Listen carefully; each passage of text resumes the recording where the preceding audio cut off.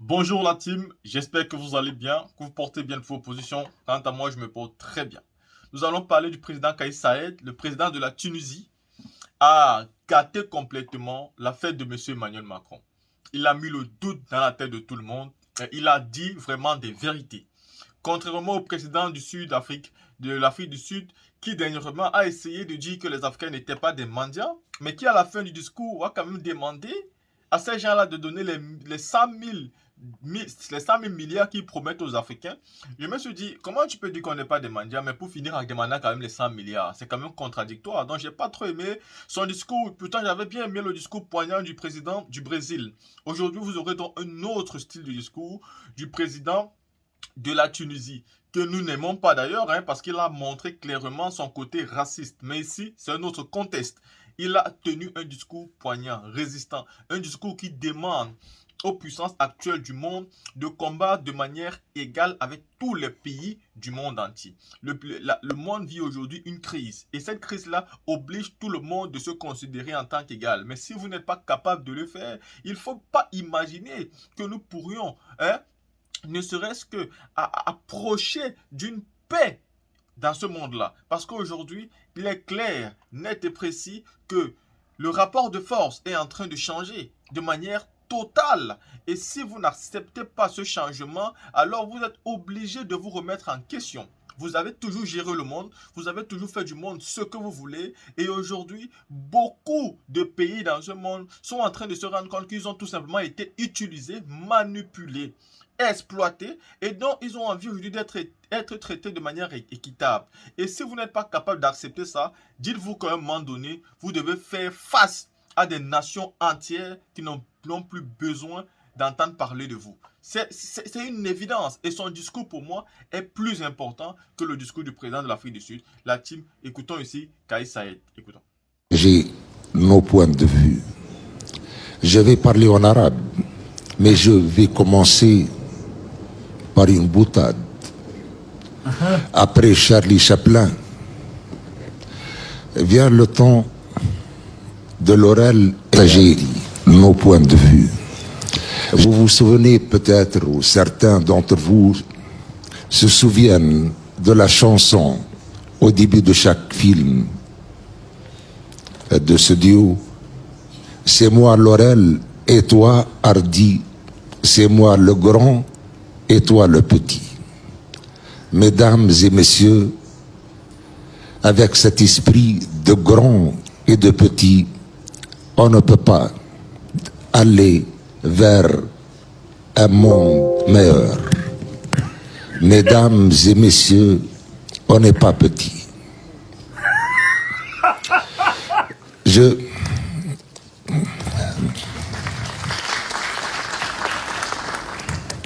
vais enchaîner en langue française. Voilà. Pour parler de la situation des finances dans le monde et pour reprendre une phrase du candidat François Hollande au parc des expositions de Bourget, il disait: mon véritable adversaire n'a pas de nom, pas de visage, pas de parti. Il ne présentera jamais sa candidature. Et pourtant, il gouverne. Cet adversaire, c'est le monde des finances. أيها السادة والسيدات، Mesdames et messieurs, نحن هنا اليوم nous sommes ici aujourd'hui عن pour parler, ميثاق عالمي pour parler d'un pacte, un nouveau pacte mondial في مجال dans le domaine des finances. Mais peut-on construire un nouveau système financier en utilisant les mêmes critères et en adoptant les mêmes principes, celles qui ont été établis post-Deuxième Guerre mondiale, juste à la suite de la Deuxième Guerre mondiale? Nous étions sous occupation. Même si la description d'une telle occupation variait un petit peu, mais nous n'en avions pas participé à établir Bretton Woods. Peut-on envisager de construire un avenir pour nos peuples, pour l'humanité tout entière, en se basant sur ces accords? Peut-on partir à nouveau en se basant sur une vision arriérée qu'il n'est plus possible d'utiliser? Je pense que nous nous devons de penser d'une manière complètement et entièrement différente. Et surtout, nous ne réfléchissons pas de la même manière qu'il y a des années de là. Si nous réfléchissons comme par le passé, cela va agrandir l'écart entre la partie nord de notre globe et la partie sud, le sud qui souffre encore. Plus de 7 décennies, 70 ans de misère, de pauvreté et de privation. Les chiffres, mesdames et messieurs, les chiffres qui ont été présentés par un certain nombre d'intervenants, surtout la séance de cette matinée et autour de cette table ronde, montrent très clairement, montre extrêmement clairement que le temps est venu pour l'humanité tout entière pour que l'on réfléchisse à des méthodes différentes et que l'on regarde le passé et la souffrance du passé et ceux qui ont été responsables de ces souffrances. Pourquoi sur notre continent, cher continent africain, l'espérance de vie dans certains pays ne dépasse pas 4 décennies uniquement, 40 années? Pourquoi meurent les enfants dans nos pays africains? Dans nos pays africains, nos enfants meurent de la famine, du faim, des guerres, les guerres qui s'enflamment et s'embrasent pour faire tomber des victimes parmi les misérables et les pauvres qui ne trouvent même pas de l'eau pour éteindre leur soif. Je voudrais également parler et en toute honnêteté, puisqu'il n'est pas possible de construire à nouveau si l'on ne soit pas honnête avec soi-même et que l'on arrive à faire face à ce qui s'était passé et avec responsabilité. Je voudrais dire qui porte le fardeau, qui porte la responsabilité de ce changement climatique, de ce réchauffement climatique.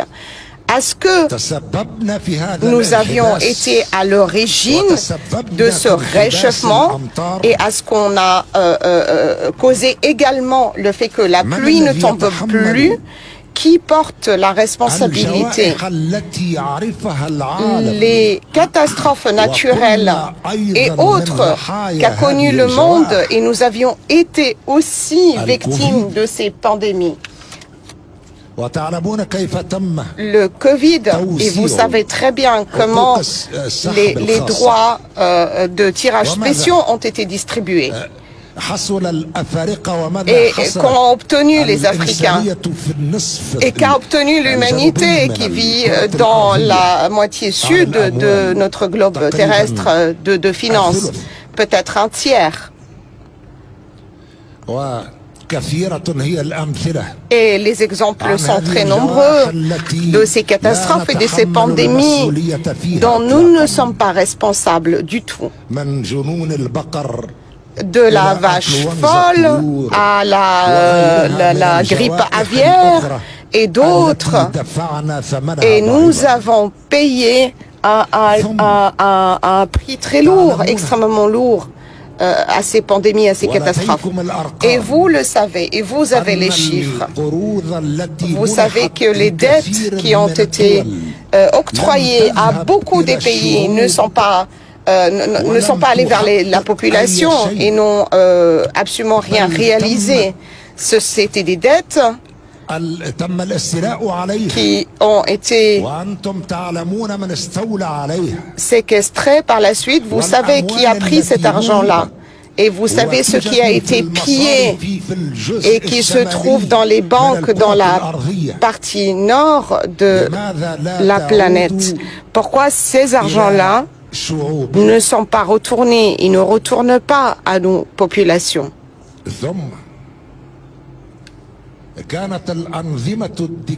Les régimes dictatoriaux représentaient eux le moyen qui permettait à beaucoup de pays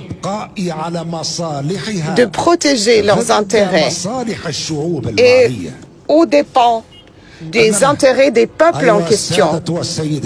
Nous, mesdames et messieurs, voudrais devenir partenaires avec vous. Des partenaires pour construire un monde nouveau, un monde qui sera bénéfique à l'humanité tout entière. Et si le monde, aujourd'hui, traverse une crise, vit une crise, il n'est pas possible de résoudre cette crise sans se basant, en faisant l'impasse des principes de justice et d'équité. Les principes de justice et d'équité à l'intérieur des pays, dans les sociétés, mais aussi la justice et l'équité au niveau international. Travaillant d'égal à égal. Travaillant d'égal à égal afin de mettre en œuvre les grands principes qui sont la propriété de tous, la justice, la liberté, et de construire un nouveau système mondial, une nouvelle architecture, puisque essayer de sauvegarder ce système qui est arrivé à expiration, si l'on peut dire, cela ne va pas nous porter vers l'avant, et on ne voudrait pas devenir les victimes de ce système mondial qui pourrait être construit à nouveau et reconstruit à nouveau en ignorant nos sangs, nos crises, notre souffrance et nos intérêts. On voudrait un monde nouveau, un monde basé sur un regard commun vers l'humanité. Regardez tout le monde comme étant des égaux. L'Africain, l'Asiatique, l'Européen et l'Américain sont tous d'une seule et même race. Ils sont tous des humains. Et donc, faisons nos affaires en partant de ces principes, et il n'est pas difficile pour nous d'arriver à des résultats dont rêve l'humanité tout entière. Et merci à vous de m'avoir écouté. Vous avez fini d'écouter le président tunisien avec qui nous ne sommes pas totalement d'accord. Hein? Voilà, parce qu'on a vu sa sortie dernièrement, il futisait les Africains, il faisait croire aux Tunisiens que ce sont les Africains qui les rendaient pauvres. Et pourtant, ces mêmes Tunisiens se trouvent en France, se trouvent en Belgique, en Allemagne, se trouvent dans le monde. Vous trouvez beaucoup de personnes comme ça qui souvent ne sont pas dans leur pays, mais pourtant attaquent les étrangers qui sont chez eux. C'est déplorable. Même quand vous avez la nationalité de votre pays actuel, c'est-à-dire que vous êtes Tunisien et que vous êtes né par exemple en France, vous restez d'origine tunisienne. Oui, vous restez d'origine tunisienne. Si vous aimez trop votre pays, vous rentrez chez vous. Il est inadmissible que vous soyez dans le pays des gens et vous traitez ceux qui sont chez vous d'étrangers. C'est-à-dire, c'est tellement contradictoire.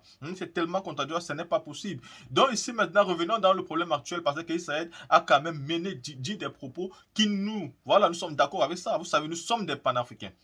Et chez nous, les panafricains, nous sommes d'accord avec tous ceux qui mènent un combat de dignité, un combat de justice, un combat d'équité, un combat d'équilibre. Et ici, avec le président tunisien, nous avons vu cet équilibre-là. Nous avons compris le message qu'il essaie de passer aux Occidentaux, sans toutefois demander quelque chose. Mais il veut le respect, il veut qu'aujourd'hui nous soyons traités de la même façon, que les avantages qui se trouvent en France aujourd'hui, qu'on puisse trouver ces avantages-là dans tous les autres pays du monde, que si le continent européen se porte bien, alors que tous les continents du monde puissent mieux exister, qu'on ne vive plus comme si les États-Unis d'Amérique étaient le saumon, c'est-à-dire le sommet, c'est-à-dire c'est eux les dieux et nous les c'est-à-dire nous les sous-hommes. Vous voyez, comprenez même que aujourd'hui ils appellent l'Afrique le tiers-monde. L'Afrique est considérée comme le tiers-monde.